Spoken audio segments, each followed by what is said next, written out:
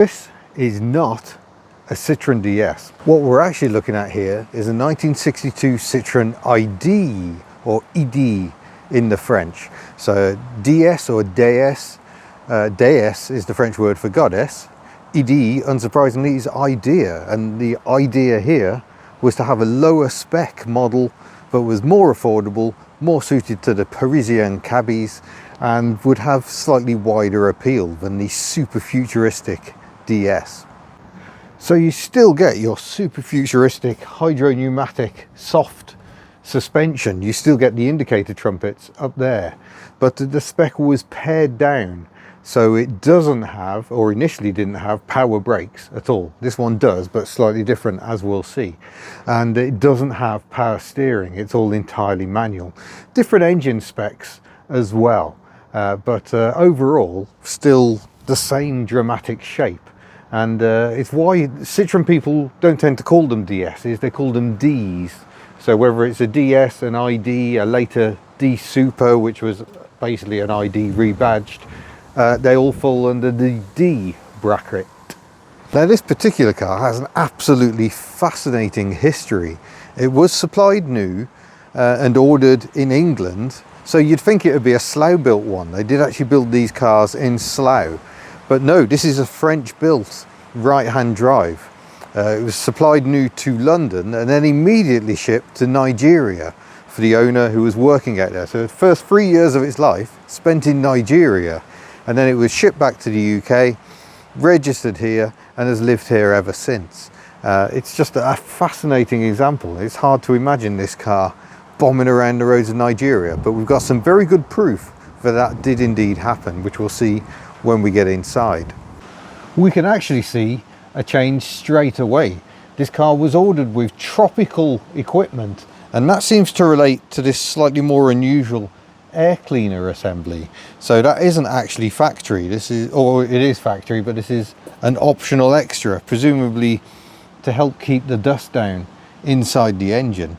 So the DS follows on from the Traction Avant, front wheel drive, and similarly the engine is at the back, and the gearbox is underneath here, underneath the radiator, and there's a sort of a scoop to try and duct air up into the radiator. The original engine, they wanted to use an air-cooled flat six, but Michelin, the owners of Citroën at the time, thought, no, enough's enough. We think the trick suspension and the spaceship looks are probably enough. So the engine actually dates back from the Traction Avant. It's a 1911cc engine. Originally it would have been about 66 brake horsepower in the ID and more like 80 in a DS, but someone has fitted the Weber carb from a DS to this engine, so it's probably closer to DS power than ED. So a sensible upgrade, and that was part of the cheapening, was to fit a smaller carburettor and hope it would be a bit more economical maybe. But yeah, fascinating cars. There is a lot going on in this busy little engine bay. Now this should be a red fluid car. It was the fluid they originally used, which controlled on the DS absolutely everything, the suspension, steering, even the clutch and the gear change, all done by hydraulics. But this one has actually been converted to LHM, so it now uses the green fluid. So that's your main storage tank. You've got the suspension sphere down there, and again on this side for the front suspension. Somewhere in all this mass is an accumulator sphere that holds pressure as well.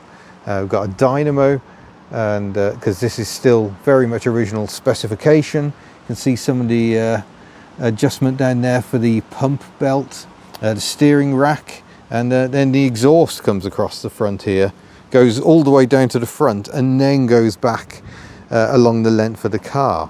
Of course, we've got the gear change as well. So gear change comes down the side of the steering column to operate down in this area to control the 4-speed manual gearbox. And you can see the wipers, earlier style wipers. A few years after this one was made, they changed to a more conventional layout. And look how flat they are, because the bonnet edge comes right back, and actually the bonnet edge has got small indentations to clear the windscreen wipers. It's a unitary base unit construction, so there is no chassis. The body shell is the structure of the vehicle, but panels like the roof are unstressed. All the panels bolt on, and you can see some of the frame. If you look under here, massive sills protected by stainless steel here. That is where a great amount of strength for the car is held. You got jacking positions variously. Super smooth wheels with no hubcaps because of the lowly spec. But isn't it just a magnificent looking car? I mean, you think this must have shocked the Western world when it came out in the 1950s, but to see this driving around in Nigeria must have been utterly remarkable. By the way, this engine had a very long life. The DS actually got a better, more square dimensioned engine later in the 1960s, but the original traction Avant engine lived on in the Citroën H-Van until 1981. I have a video elsewhere on my channel of driving one of those. It mostly wasn't very pleasant. Just turn our attention to the other end because the boot is quite interesting in itself. We get the struts on this one because it's a slightly later ID. Originally you didn't get the struts, you just got a metal stay instead. Befitting the lowly spec, it doesn't seem to want to stay up on its own, so I'm going to use my head. But again, this is actually glass by the feel of it, but early IDs had a plexiglass rear window, and the indicator trumpets weren't shiny chrome, they were just painted metal, as were these side panels. So that is one of the giveaway. There's closer ribs on an ID. But here's the boot. It is quite deep. It seems to go down more than you think is physically possible. There's a lot of space in there. And the rear wings held on with this bolt here. So undo that and then you can lift the wing away, which is easier done with the rear door open. So hopefully it will stop people thieving them. But we'll turn our attention inside. And you can see you've got an enormous steering wheel, much larger because no power steering. And there's very simple door cards. These have been reupholstered, but these are the original seats, and they are sort of, these later IDs did move to a more DS style seating arrangement. But if we jump in, and we've got the steering wheel in the wrong place, but it's manual, so I can just move it out of the way. There we go. Now we get a clear view of the Vaglia dashboard dials. It's gone the non-metric. It was an option ticked was to have imperial dials, and it's quite a lot different from later DS's. This is the earliest one I've ever driven of the D range. So we've got a light control here. So you got Wheel is your town position, which switches between headlights and side lights, and then a route switches between dip and main, and then you got two-tone horns. So you got a little horn, and then you got both horns. And then if we look at the handbrake down here, we can take in that is not foot operated, which it would be in a DS. We've got a bank of switches going across the dashboard here. So we've got windshield washer, interior light, choke is on a little pull-out control like so. That's the wiper, key and starter. And then we've got the dash lights. Turn signal is a control on the dashboard, and this just lights up to show you that it's charging, and that was carried over to the H-Vans. I think they retained those to the end. Simple heater controls, a little ashtray even, and a glove box, which has still got the original owner's manual in. How wonderful is that? Fresh air vents to the side, and of course nice big opening windows with frameless styling. So wind the window down, and yeah, no frame at all. Very, very fancy pants indeed. We have got seat belts fitted. I don't think they would have been required when the car was brand new, although I think you had to have mounting points for them. And the pedals are quite different as well. Notice the chunky sill, by the way. So they don't line up at all. But we got the clutch pedal over here, a conventional brake pedal, but they are power brakes. Initially the ED did not have power brakes, and then the throttle sticks up from the floor like so. And the engine intrudes right into the cabin, so that's what all this is. That's the back end of the engine, but very, very comfortable, and a nice place to sit. Oh yes, evidence. Look at the state of the driver's sun visor, because sometimes he would leave it down when he was in Nigeria, and it's literally burnt to a crisp. and the owner has a replacement, but how can you replace that? That is a part of this car's history. Of course, the other control to take in is the gear lever, and we're in first at the moment. Second is straight up, and then third you allow it to spring back and go down to third, and then fourth is up there, and reverse is away and up. So that's going to take some getting used to. That's a different pattern to the 5-speed. That's the only other manual D I have driven. So that should be a bit interesting, but supremely comfortable, but no armrest, which I think you would have in the D. But I'm really looking forward to this. But first, let's check out the rear. So sitting in the back, you just sink into this super soft seat, and it does seem we actually get an armrest as well. What luxury. But headroom fairly tight because the roofline comes swooping down, but it's still more than adequate. And a lovely view of the road ahead. Check this out. Just look at that. What a wonderful view. Right, I'm looking forward to this. I've not driven this car here today, so this is going to be my first time driving an ID. So we'll do a gear change, make sure we're in neutral, ignition on, that lights up our charge control, and here we go. Oh wow, how sweetly did that fire up. I'm just going to pop my clip-ons on, just because it's so bright today and I want to be able to see where I'm going. But a bit of revs, I'll take the charge control off, just because it's a dynamo, so basically it doesn't charge on tick over. And the important business of the windscreen washer test. And yeah, they do both sorts of work. And the wipers we pull out, and the wiping performance is pretty dismal. Very small coverage, and quite the chasm unswept in the middle of the windscreen. When they later changed to the more conventional style, made a huge difference. The later style of wipers always parked in front of the driver, so they wiped away immediately. But thankfully it's not actually raining, so it's no problem at all really. Right, seatbelt is on, we are good to go. So clutch down, towards and down, into first gear, handbrake off, and oh, that's the brake pedal. Away we go.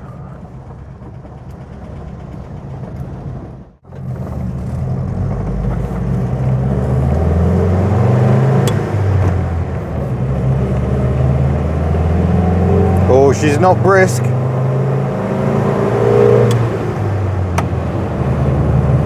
And the throttle pedal needs to be mashed right down into the floor to get the full bit of movement. Not refined, but that's 50 miles an hour. Get the float on. The steering at these speeds, it doesn't matter that it's not assisted. Whoa, yeah, bit of a crest there. Just catch out the old hydro pneumatic Citroens. We're heading towards Peebles.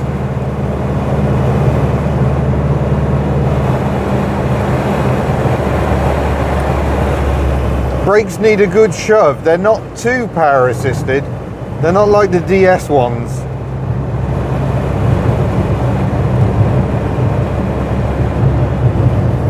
The DS had more of a rubber mushroom, a sort of button on the floor that you just pressed. All very, very strange. This feels a lot more conventional. Oh, that's tight. But round she goes.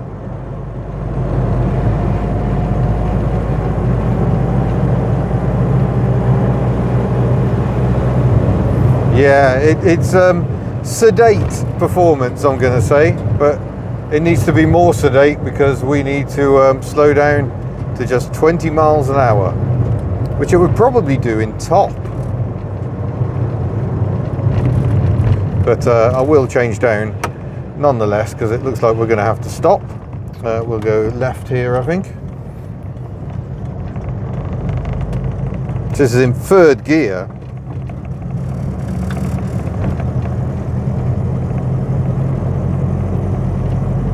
It's crazy to think this is a pre-war engine in a a spaceship of the future. Unfortunately, it's had some gearbox recon work, and the speedometer needle is now a little vague. It likes to wobble around a bit. But oh my god, it feels so dramatic. But this steering wheel really is huge. Oh, it's okay, the 60 is at the top of the hill, so it doesn't matter that we can't really accelerate. Yeah, motorbike's had enough. Not so I blame you.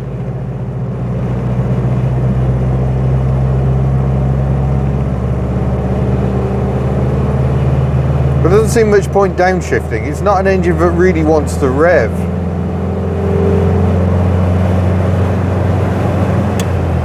Lovely mechanical action on that. That is a joy to use. Column gear changes get a bad press, but often it's because the linkages are worn or out of adjustment.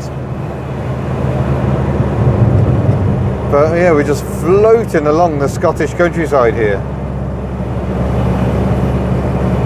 If people are wondering why I came to Edinburgh recently, this car's the reason.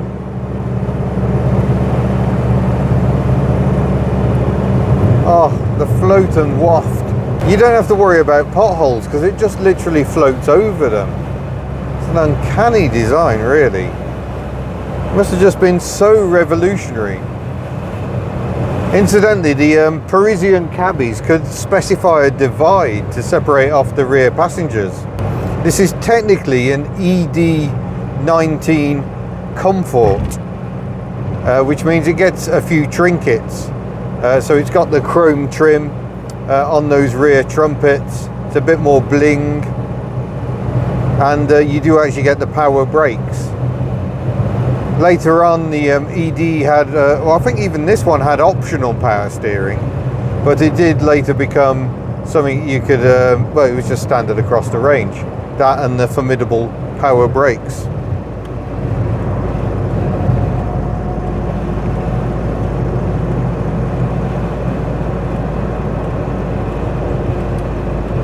Going to keep heading in a Peebly direction.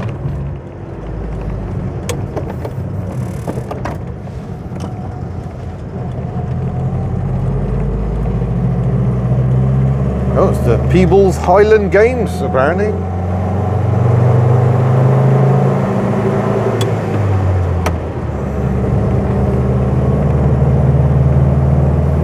Yeah, it's not really the same track you imagine with this car. It's a bit rough and noisy. Oh, that sounds like pinking. I'll just ease off a touch there. Yeah, maybe it's pinking, or maybe it's something else. No, it's not pinking. It's not like it's popping through the exhaust a bit.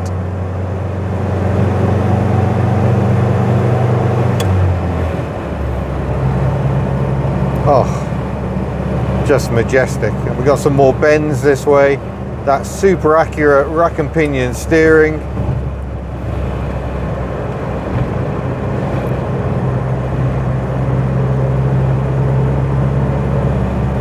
What a landscape. And what a car to tour the landscape in. Right, I'll give you something akin to a driver's eye view. Just need to wipe again. Latest downpour. So towards, down, and brake off. Switch the indicator, and away we go. Indicator not in a great place.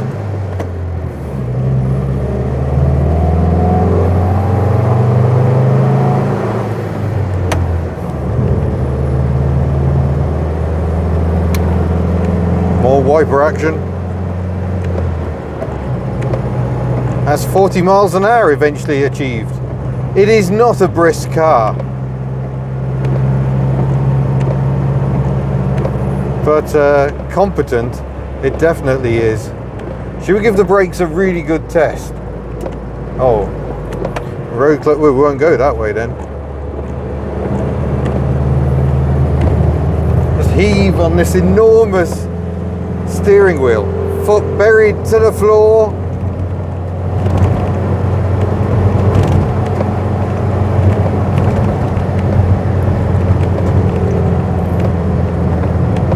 Definitely having a bit of a cough and a splutter about something. Yeah, this road surface is terrible, but you wouldn't know it riding in the car.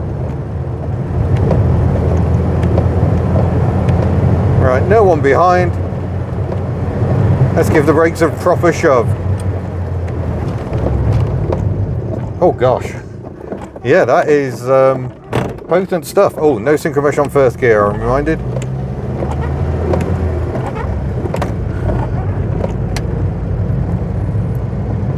I'm glad we slowed down now. Really bad pothole. What pothole? But yeah, so intriguing to drive an early D and compare it with what came later. Incidentally, the brakes are disc front, drum rear.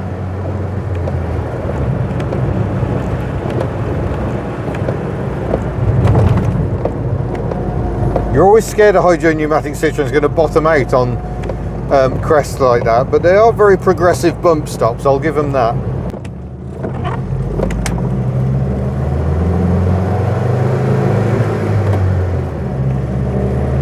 It's a weird gear change because it's wrong, really.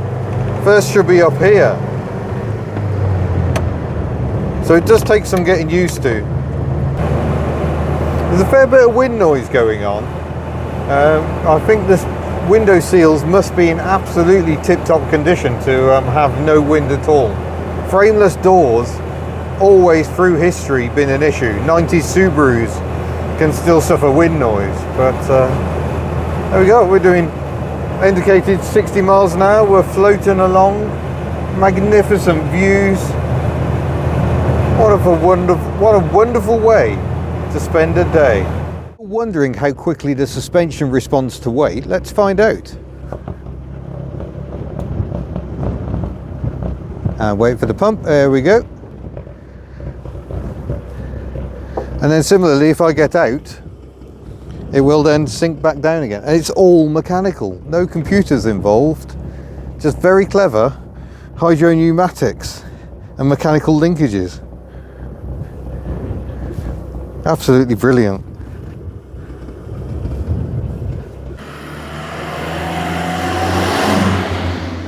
Oh, I forgot to mention the height control, that's the bonnet release, that is the height control lever over there. They didn't move it for right hand drive, it seems. So that's how you can make the car go up and down. Other channel references are available. Well, there we go, folks. The earliest D I've yet managed to drive from 1962. Original frog eye shape. And an interesting mix. Some frustrations for sure. It's quite hard to maintain your progress on a tight, twisty road. Just because all the power seems to be a bit higher up the rev range, it's quite difficult to keep it on the boil. But fascinating nonetheless, and an intriguing car with a fascinating history. So thank you very much for watching. Don't forget you can head to the Hub Nut merch and buy lovely merchandise should you wish. And I shall see you in another video. Farewell.